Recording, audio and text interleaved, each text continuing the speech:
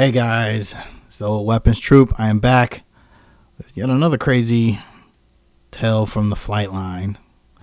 Last time we talked about my very first Viper bite, in which an F-16 fuel tank fin cut my head clean open. And that was my first experience getting bit by a falcon on the flight line. But I told you guys that I had a warthog bite story. This actually technically isn't a warthog bite. You'll see what I mean when I tell the story. But it happened while I was working on an A-10 warthog. And it's one of the craziest things that has ever happened to me on the flight line, actually. Probably not the craziest day I've ever had on the flight line. That might be September 11th in Nellis, which I'll talk about in a later video. But this one's pretty close. So let's flash back almost 20 years ago to the day. This was actually near the middle of September that this happened. But it was 2002, and I was stationed at Osan Air Base, South Korea, and I was working on the A-10 there in the 25th Fighter Squadron. That was back when weapons troops were actually part of the Fighter Squadron and not part of the Maintenance Squadron. So it was kind of cool being in the 25th Fighter Squadron. A little bit of extra context. I had just sewn on Staff Sergeant, and that was very important, and it's very important to the context of this story, because the way that weapons crews work is there's always 3 people on a weapons crew, at least for Air Force weapons crews. I can't talk for Navy guys, but in the Air Force there's 3 members on a fighter weapons crew. There's the 1-man, the 2-man, and the 3-man. And typically your 3-man is going to be the least experienced person of the crew. He or she normally drives the jammer, the bomb lift truck, and that's a very important detail. And they also prep the munitions for load, which means they do all of the fusing. They cut the wires. They wire up the arming loops. They do all of that stuff. They prep the missile or the bomb to be ready for the 1 and the 2-man to do the load. The 2-man is usually like a senior airman, and will have some experience with the aircraft. He or she is kind of like the person that controls all of the tools. They take inventory of all the tools. They get the correct tools in the correct technical order, manuals from the toolbox to do the job. So if you have to load an AGM-88, then you're going to get the technical manuals for the missile load and for loading the carts. You're going to get all the proper tools, and then you're going to prepare the aircraft normally before the load, which means you're going to get the launchers ready, you're going to get the pylons ready. You're doing all of that. And then there is the 1-man, and the 1-man is normally a staff sergeant or a senior airman with some experience. They will typically have the most experience on the aircraft or loading weapons in general, and they kind of oversee the load. They are in charge. You are essentially the supervisor for that crew. You also write performance reports on your crew members. So you're essentially like a manager. This is your first leadership role, being a 1-man. And normally, whenever you make staff sergeant, that is like you're given a crew. That's part of being a staff sergeant in a weapons flight. And that's kind of a big moment to be able to lead your own crew. Now, another thing important to note is that I had never worked on the Warthog before. I come from F-16s, as we talked about in my previous video. Shaw was my first base. I spent 2 years there. And then I spent a little over a year at Nellis Air Force Base working on F-16s at the weapons school. And when I got shipped to Osan, actually, I was in the 36th Fighter Squadron for about 2 days. That's the F-16 squadron there. The problem was that staff sergeant results had just come out, literally like the day I got there. And when they discovered I had made staff, the 36th had too many staff sergeants, and the 25th didn't have enough. So they made a trade. They traded me for like 2 senior airmen, I guess the fucking NBA or something, and they sent me over to the 25th Fighter Squadron. Now, because I was a staff sergeant and I had completed my 5-level training, I could work on any jet at that point. And for the most part, weapon systems from aircraft to aircraft are largely the same, at least from a weapons troop perspective. The bomb racks are mostly the same. The launchers are mostly the same. The munitions are mostly the same. The difference is the aircraft itself. And you get trained on the specifics of your airframe that you're working on. So it's not that big of a deal to switch airframes, especially if you're a one-man 5 level like I was, right? Okay, so they send me over to the 25th Fighter Squadron, and they give me a crew. And they give me, 2 guys who were senior airmen, one of which I'm actually still friends with to this day. I'm going to send him this video, and he's going to laugh about it. He was my 2-man. I'm going to call him by his real name. His real name is Sam, okay? And the 3-man was another senior airman, real cool guy. I've literally not talked to since I left Korea, but he was a real cool guy. Okay, he was my 3-man. His name was Eric. Now the problem though is that none of us had ever worked in our new respective positions. I had never been a 1-man. This was my first crew that I was leading. Sam had never been a 2-man. Eric had never been a 3-man. Well, actually, Sam had been a 3-man at some point, but he was a 3-man becoming a 2-man, and Eric was a 2-man who was now a 3-man. I think he had been a 3-man once before, but his previous base, he was a 2-man. None of us had certainly ever worked these positions on an A-10, so we were new. Okay, all right. So when you get to your base, or you don't immediately just start loading. You have to go qualify. And you do your qualifications at a place called Load Barn. And Load Barn, they train you on all of the munitions that you're going to have to load for your airframe. And there are certain qualifications that you have to meet. You have to be able to load the weapons in a certain time. You have to be able to do it safely. You can't miss any steps. You can miss so many steps. And then you either fail or pass the load. And typically the load it may be a single munition or a combination of munitions. Normally when you do a load, because you go to Load Barn every month, it'll be like, hey, the load for this month is this, 3 Mark 82s on a TUR and an AGM-65 on the other wing. And then that'll be your load, and you get graded on that load, and then you're qualified for the month. If you fail, then you have to come back to Load Barn, and you have to keep doing that load until you're qualified for the month. So initially, our crew goes down to Load Barn to do our initial qualifications. And for the most part, we do a pretty good job. However, the biggest thing with the A-10, literally and figuratively, is the gun. The gun is so much different than the M61 that is in the F-16. The process of loading it is just different. It's just different.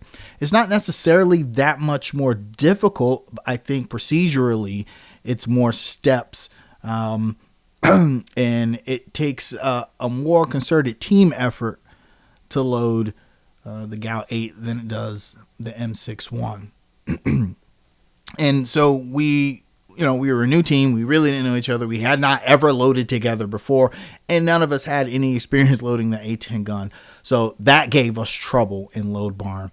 And part of loading the gun is doing what's called an ICT on the A-10, also known as an integrated combat turn. Some of you guys might know them as hot pits. In the DCS world, they call them hot pits. But hot pitting is actually something a lot different. With the A-10, an integrated combat turn is essentially the plane lands, and without fully shutting down,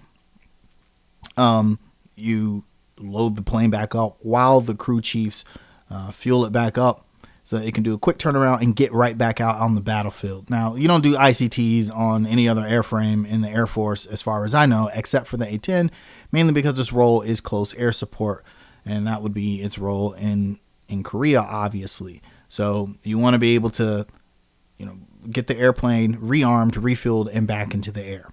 ICTs were very difficult because typically an ICT would consist of whatever the full frag of munitions was that plane needed for its mission and the gun. So the way ICTs worked as far as qualifying, it was more of a time limit thing. I mean, of course you had to be safe and you had to make sure the load was done correctly, but the time limit was very important. And I want to say for an ICT, it was a little under an hour or maybe a little over an hour. I don't recall the exact time, but just the gun load itself, I mean, that's at least half hour for a really good experienced crew.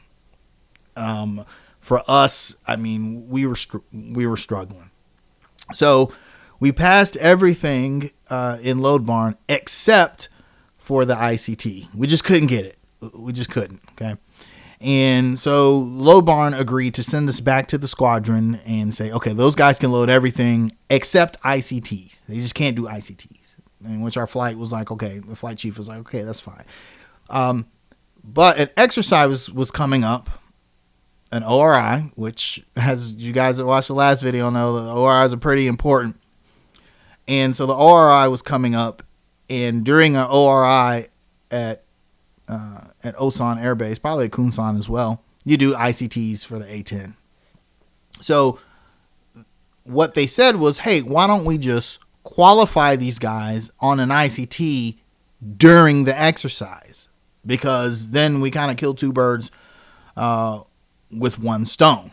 You know, we're going to need ICTs done during the exercise, obviously, and then we just have these guys do an ICT, and Load Barn will come out and will, qualify you guys on the ICT. So that was the plan, okay? All right. So exercise rolls around, ICT comes, and we're ready to go. I'm like, come on, guys, we gotta get this, because we had been actually loading for about 2 weeks before the exercise started. We just had not done any ICTs, so we were kind of getting used to loading together, getting that team chemistry that you need in order to be able to be a successful load crew. But the gun still eluded us. Okay. So I knew that was going to be a problem come ICT time. So ICT time comes around, and this was like the very first day of the exercise, and we do the ICT, and we hit the ground running, and we're doing pretty good, except that damn gun. The gun kind of screws us up. I don't recall exactly what it was specifically with the gun that gave us, such a hard time. But regardless of what it was, we failed the ICT. Okay. We completed it, but we just didn't do it in the allotted amount of time. So the aircraft was able to, turn around and get back up in the air, but our time was way, way, way off. We were like half an hour over. We were just bad. Okay. So we were disappointed.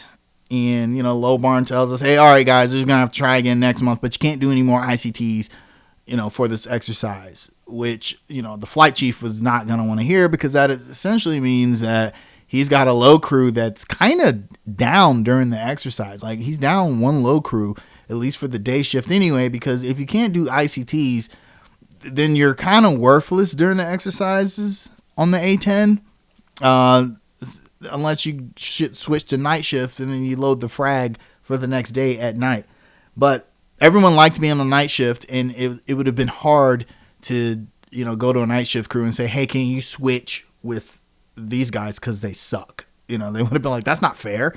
They get to go to night shift because they suck.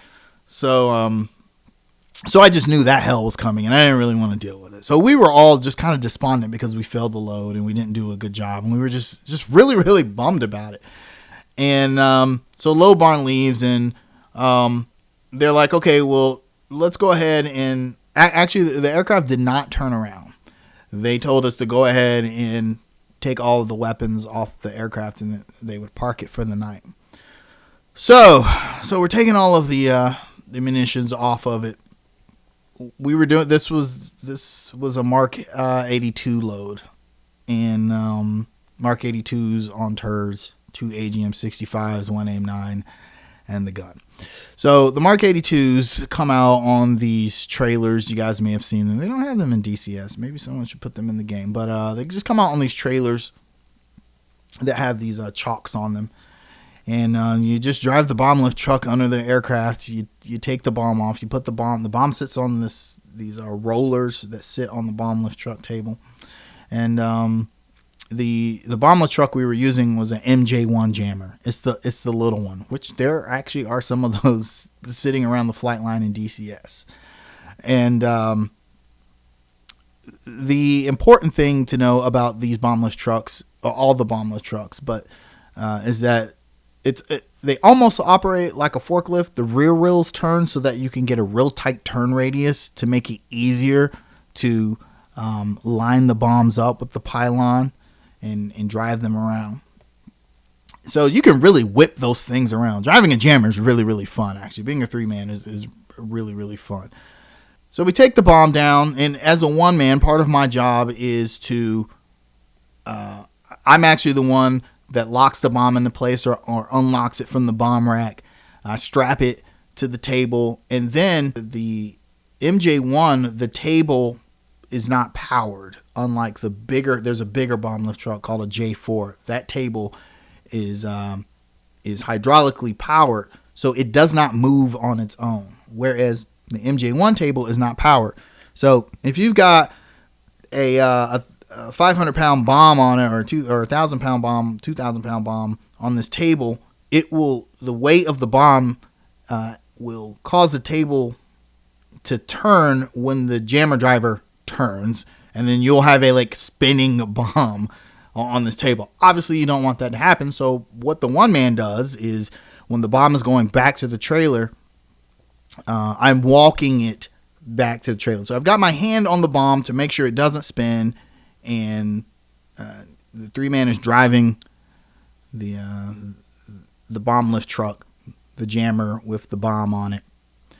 And we're perpendicular to the trailer, and he needs to line up so where he's perpendicular with the trailer the long way. The trailers are rectangular, so he needs to line up almost like he's T-boning the trailer, so that we can put the bomb on the chocks. And to do this, he decides to make a very sharp right-handed turn into the bomb lift truck. The problem is that I'm standing on the left side of the jammer. So what ends up happening is I don't realize that he makes this sharp turn, and he makes a sharp turn, and the left side of the bomb lift truck bumps me, and then it proceeds to roll over or roll up on my right ankle. Now, a bomb lift truck, it's not super heavy, but it probably weighs about a good 1,000 pounds when it's full of fuel. Okay, and the tires on it are inflated. They're like regular inflated rubber tires, but that's still a lot of weight to go over my ankle, and I kind of hear it and feel it crunch. So just in my surprise and shock, I turn to my right in an attempt to free my right ankle from the wheel of the bomb lift truck, which is on top of it now. And that was a mistake, because he just ends up continuing to drive and turn, and then rolls over my left ankle as well. And I hear that one, I just hear it snap.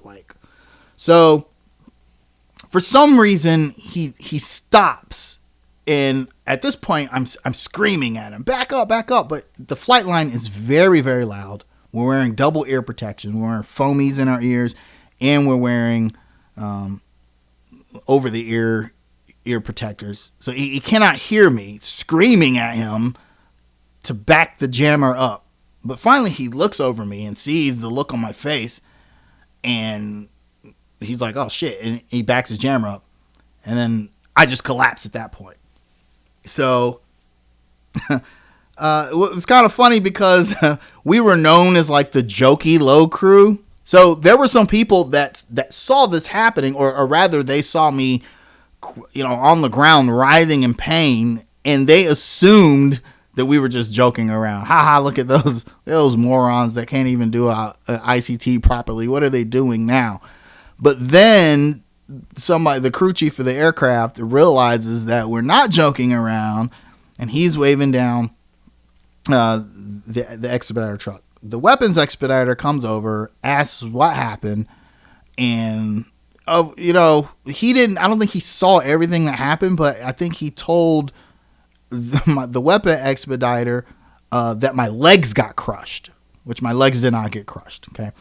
Oh my God, Sergeant Kirk's legs got crushed, and the weapons expediter was going. So he hops out of the truck, and God, I wish I could remember his name. I'd send him an email. I haven't talked to him in 20 years, but he actually comes and picks me up, like we're in the damn war or something. Like, picks me up and puts me in the back of the expediter truck, and he tells the 2-man, 3-man, you guys stay right here. Do not move. When I come back, I want to see you guys here. So they're just sitting there looking, and he rushes me off to the ER. So we get in the ER, and this isn't like the ORI at Shaw where they thought it was fake. They knew. I guess they actually had an ER on base, like that wasn't playing in the exercise. And they take me to the ER, and the expediter explains what happened, because at this time on the way there, I explained to him, no, my legs aren't crushed. It's just that he ran over my ankles and my feet with the jammer. They take me and they put me on a table. They're like, okay, we're going to have to do x-rays. At first they had a nurse come. They take my boots off. They examine my ankles, which are at this point, like, it's just insanely, grotesquely swollen. So then they come in, and the doctor says, okay, we're just going to do some real quick x-rays. So they do some quick x-rays. The doctor comes in, and he says, okay, it looks like both of your ankles are dislocated, and your left ankle is fractured. And because it's fractured, we've got to reset it before we can cast it. We're going to have to, it's dislocated and fractured. So we're going to have to fix that. And then we're going to put you in a double cast. And he's like, we're not going to do that with any anesthetic. You're just going to have to take this pain. And I'm like freaking out, like, what? Like, are you serious? He's like, yeah. He's like, it's only going to hurt for like a minute. So, I mean, I've got no choice. So they had me roll over on my stomach. They're like, do you want to bite down on something? I'm like, nah, just do it. And I roll over on my stomach, and it's a bunch of doctors and stuff like at the feet of the table, and they just wrench my ankle, and I hear it crunch, and the pain I can only describe as exquisite. It was like this sharp lightning bolt that went from my ankle all the way up through my legs to my spine is the best way I could describe it. It hurt like a son of a bitch, okay? It hurt more than getting ran over by the damn jammer hurt. So once they did that, I was like, oh my God, okay, all right, thank God that's over. And they put me in a full cast in my left ankle, and then they put me in they relocated the right ankle, which didn't hurt nearly as much as, I barely felt them resetting that. And they put me in this half cast, this metal supported half cast, and a walking boot, and then a full cast in for my left ankle. So this accident got the attention of everyone on the base. The base commander came to visit me. The squadron commander came to visit me. Everyone, and really they wanted to know, did the accident happen because of the exercise? Now, we had been working during the exercise, you're going to pull 12, 15 hours at a minimum. That's if you don't get caught under a fake attack or something like that. And, we had been working all day. Yeah, we were tired. We were super tired. I don't know if that is what contributed to the accident. It was just one of those freak things that happened. I think our crew's lack of experience, being despondent because we failed the load. We just were complacent, weren't paying attention. And it's just one of those things that happened. But they were very, very concerned that this happened because of conditions created by the exercise, because this could cause them to fail the ORE. So they were very, very, I mean, I got questioned by so many people. My 2 and my 3 man got drug tested. I did not get drug tested for some reason. Or maybe they did, without me knowing. Maybe they took my blood or something. I don't know, but I recall not getting drug tested, but I know that Sam and Eric got drug tested. And I was off my feet for about 2 months. Actually, it was a little less than that, because the dislocated ankle healed up fairly quickly. I mean, I was in a walking boot, and I was on crutches. But when you've got a double cast, a cast on each leg, there's not much you can do. But eventually, once I was just in a single walking boot on my left leg, I went back to work. But there wasn't really anything I could do. And you don't want to be like what they call a broke dick at work. It's just, you're just sitting in the truck all day doing jack shit. Nobody likes that. I didn't want to be that guy. So I got out of the walking boot long before the doctors cleared me to do so, because I wanted to get back to work, and I didn't want to be seen as a malingerer. And that ended up being a mistake, actually, because my ankles never healed properly. And to this day, when it rains, boy, I can feel it. I can tell a storm's coming a day before it comes. And some days I just literally can't walk at all. It's like walking on knives. Not a great feeling. So I should have just listened to my body and listened to the doctor, and just completely healed up from that. But that was a learning experience. After that, I lost my load crew. And they actually made me the 2-man for another load crew. And that we actually ended up being a really, really good load crew. The second load crew I was on, this guy that I actually went through basic training and tech school with ended up being the 1-man for that crew. He had just made staff sergeant as well. And I ended up working with him, and we had a really, really good load crew. And, the 3 of us were able to figure out the mystery of the GAU-8, how to do a good load on that. But yeah, me and Sam are actually still really, really good friends. We talk all the time. We play video games together. Eric, I have not talked to since I left Korea in 2003, but I didn't have any animosity towards him.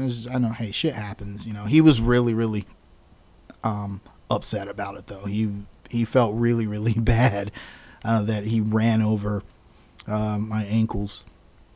But that was really that was the worst thing that happened to me working on the A-10. I didn't have any more real bites except for the normal, bumps and bruises and cuts that you get just from working on fighter aircraft as a maintainer. Anyway, so and I actually want to do another video about the Warthog in general, about how it's so revered by people that have never worked on one, and people that have worked on it don't hold it in quite as high of regard as other aircraft. But that will be sometime down the line. Okay, all right. So hopefully you guys enjoyed this story. Enjoy the story of me almost dying again. There'll be more stories of that ilk. Thanks for listening. If you like this video, then go ahead and hit the like button and hit subscribe. In the meantime, you guys take care of each other and check 6. Talk to you later.